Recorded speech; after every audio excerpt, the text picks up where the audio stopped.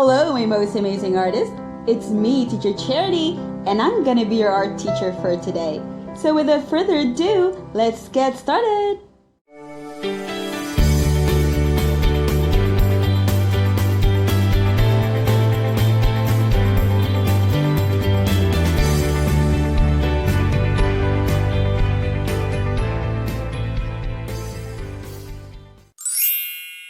Let's draw.